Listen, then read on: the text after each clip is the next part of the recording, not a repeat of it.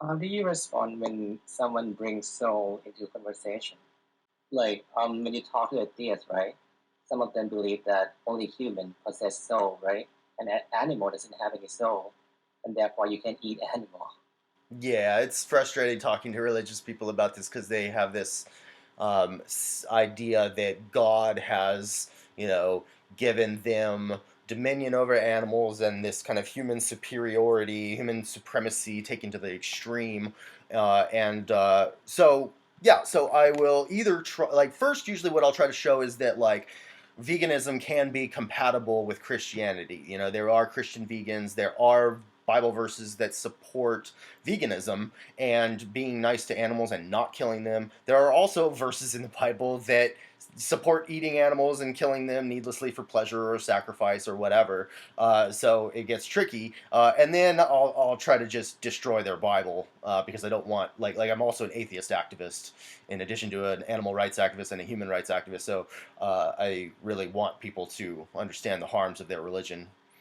Um, but there's lots of different ways I can do all that, either showing how it can work with their viewpoint or how they should abandon their Christianity also. Part of it is like saying, well, like, God doesn't force you to kill, right? Like, God is giving you the choice. You can choose to be kind or cruel. So why would you choose to be cruel? You know, uh, another thing is like, why did, if your God wants you to eat animals, why did he make them with the ability to feel pain and the desire to live?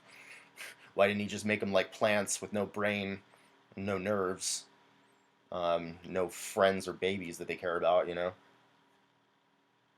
But also, the Garden of Eden was vegan.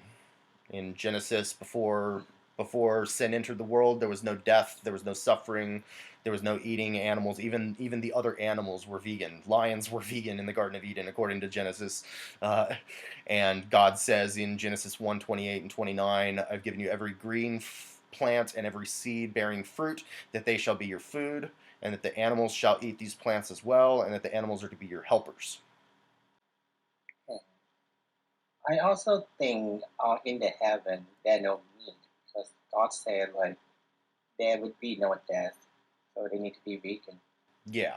Yeah. And in Isaiah, it says that in the end times, the wolf will lay down with the lamb, and they will neither harm nor destroy, for the earth will be filled with the knowledge of the Lord.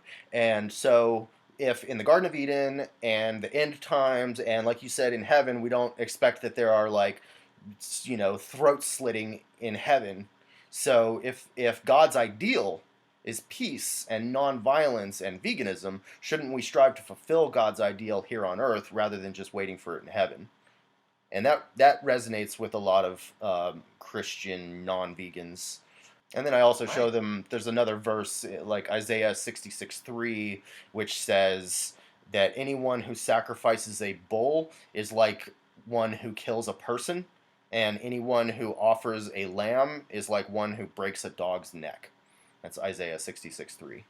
But then they'll say, well, Jesus killed fish. And it's like, yeah, well, Jesus was fucking mean to fish. Like, he's a god. He could have, like, made 1,000 loaves of bread or whatever. He didn't, I think he did that. But he could have made, like, potatoes or whatever. Like, there ain't no need to be, like, dragging fish out of the ocean. Like, they panic. They're sensitive creatures, right? They have anxiety attacks when they're dragged out of the water because they can't breathe, right? And they're flapping around, freaking out, just like if you put a dog's head underwater.